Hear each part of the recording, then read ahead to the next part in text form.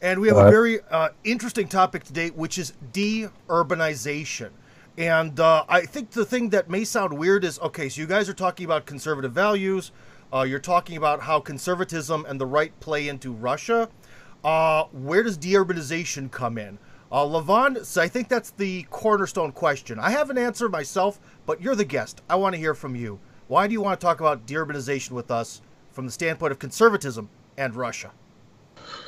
Tim, first of all, thank you for having me over. I think urbanization was the landmark event that changed the face of the earth. It was driven largely on the surface of it by economic reasons when the Industrial Revolution happened and the labor on land as we knew it before became inefficient, and the work of the machines on the land freed up trillions of man hours,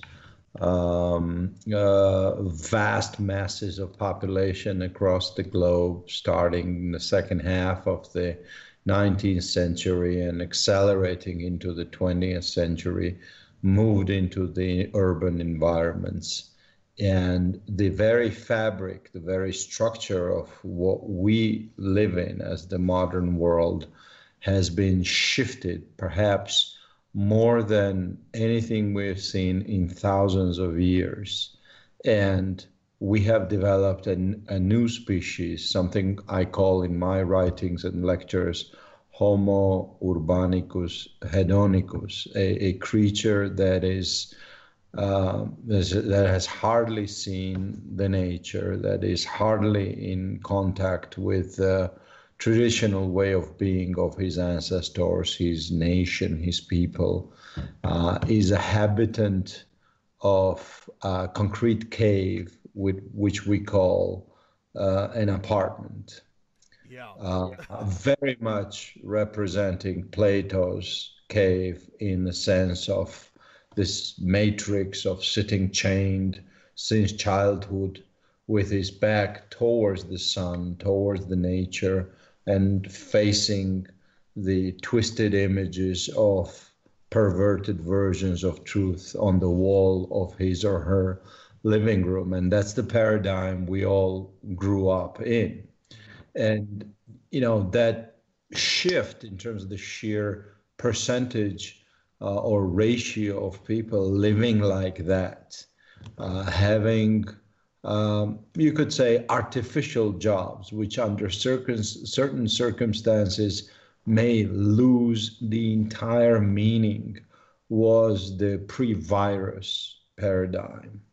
And what the virus has done to all of us, first of all, it has exhibited the very essence of our urban being by chaining us now literally into those apartments, into those caves, and showing us what we are without our ability to roam freely around the inter-apartmental spaces, which we call streets.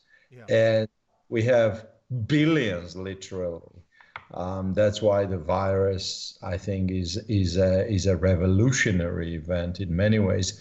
Simultaneously, billions of people are stuck in those caves, thinking, "What am I gonna do next? What is it that I'm doing?" And in a lot of ways, the virus is forcing us to be on the territory that we own. Okay, and I'm someone who's lucky enough where this apartment that I'm in now, I don't own, but I do own land and a house. And during the coronavirus, it's really nice to be able to walk outside, but I only have that privilege as a landowner. You see what I mean? Yes, and Tim, what is really interesting is that actually today this coronavirus issue globally changes the relation and the value between a city dweller and a countryman. Because before that, in any culture, a person that lived in a city was usually considered as a high-class person. But now, when a lot of people living in big cities like myself, for example, I'm from Moscow. When now all the city dwellers are now stripped of the comfort that city used to present, used to offer as the main bait. Now I understand that people without opportunity to get outside of the city to their own land are a lower class people, because I'm happy to have my own house and my own land that I had from my grandfather. And I can tell you that every news piece, every issue that we face during this time are perceived differently from a concrete. So, and actually now, every person that lives in a city without possibility to go outside and without possibility to have his her own land is actually a lower class person, because you have lower possibility for self-determination, for self-development. You are only in the escape, while when you have a house and a land, you at least can walk on your own land without being prosecuted for breaking the isolation laws. And people all over the world, and thinkers, analysts all over the world are already discussing this new normal. And the new normal that is coming after this coronavirus pandemic is actually having a land, living on your own land, while still being connected to media through internet, is a way of a high-class living. Yeah. And living in a huge apartment block with no possibility to go outside and to have an apple from a tree is a destiny of a lower class. And that's, I think that's very, very possible, to be honest, that we could be entering an age where basically the poor are really the ones who are going to be stuck in the apartments. But as an American, to be honest, that sort of already exists in America, because generally, with some exceptions of maybe certain retired people in Florida, generally, if you live in an apartment in the middle of America, you're kind of a loser in life. No, that's going to offend some people, but usually you're an economic loser, let's say. I don't know about morally or spiritually. That really shouldn't be affected by your pocket.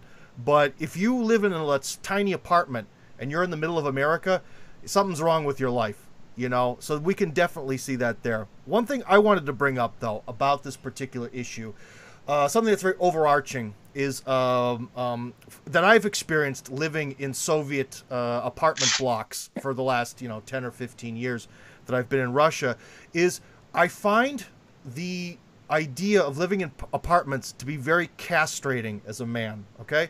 So historically, it's always been the woman's domain is in the house, the man's domain is out of the house. For the ancient Greeks, Africans, Indians, across the whole world, that was sort of the philosophical idea, right? Women are sort of the inner world, men are sort of the outer world. And what happens is when you're stuck in this apartment block world, you essentially as a man can never leave the female world, because I can tell you there's a very big difference. When you live in an apartment, you cannot build things with your hands, because whatever you do is noisy or messy, and all the things that usually make a man, the ability to create, build stuff, all has to be done outside. And it may sound really silly, but to be honest, now that I own a house, I can really see how freeing it is to be able to walk outside and saw something or hammer something and not have to ask anyone's permission or discuss it. You just do it. Am I off base on here? Is urbanization, is it anti-masculine? Or is that my crazy conspiracy theory? What do you think, Levan? I think it coincides with my views, Tim. Being a Georgian, Greeks called us that name. We don't call ourselves that, and everybody else in the world calls us Georgian or Georgian or Gurji or Gruzin. Georgia means geos is the earth, the land, and orgia comes from the Greek verb ergon, to work it, to farm it. And so the Greeks called us the land farmers. And you can say that the generic structure And the DNA of my Georgian culture is to farm the land.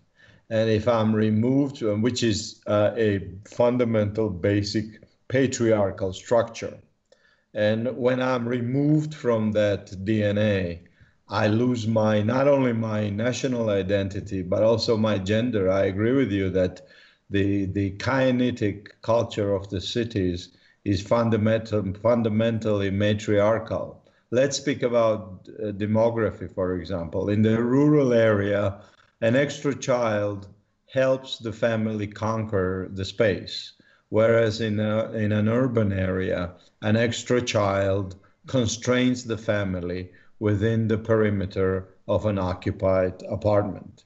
Philosophically, aesthetically, poetically, everything changes when we move from the being what you would call the traditional homeowner America, or a village-related Russia, or a land-related Georgia, to the universal city culture. I actually have been saying for quite some time that, in my view, New York and Moscow and Tbilisi are mentally more common and similar to each other than the rural areas of these respective countries. It is in the cities where the globalization happens, where everything is the same, and where everything is standardized under the false flag of diversity, actually, and formalized and chained into the same ways of being. And when I go visit rural France, for example, which I have a privilege of doing once or twice a year, or in fact any part of any country which is not urban, that's where the differences between the cultures, between the countries, are really visible. What's different between Rome and Athens, for God's sake, these days? And so hence we carry and maintain our cherished, as conservatives, our cherished national identities as dead inertias in the cities.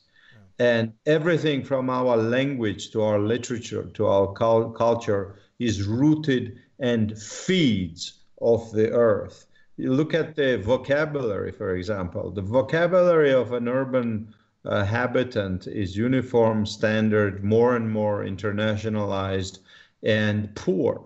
And a bunch of words that we read in Georgian or Russian or English are no longer understood by us, the urban inhabitants. Why? Because these are things and verbs and actions that we no longer do. Well, where is gender? Where is gender on the sofa? If we all sit and wash flat glass and schlep over to the refrigerator to grab something to munch on, where is the gender role in this? Why does it matter if you're a father or an uncle or a mother or an aunt? And so everything we use as these definitions. Who is a father? A father is someone who teaches me how to do things, to hammer things, like Tim was speaking about, to build things. Who is my uncle? My uncle is someone I go to when I grow up as a boy with something I'm ashamed to talk to my father about. What is the role of my, older brother? He's someone closer to my uncle. And who is the mother? Mother is someone who teaches her daughter. Offensive, it may sound to our liberal globalists. All of that is being erased and exterminated in the urban culture. And I think we owe it to the virus if we are to wake up to this reality and start thinking about something I call deurbanization. I've often said, even way before the crisis, in my share of the public discussion, that if the 20th century was the century of urbanization, if we want our nations to remultiply, get healthy again, and get a life, let's use this English expression, now we should turn 21st century into the century of deurbanization.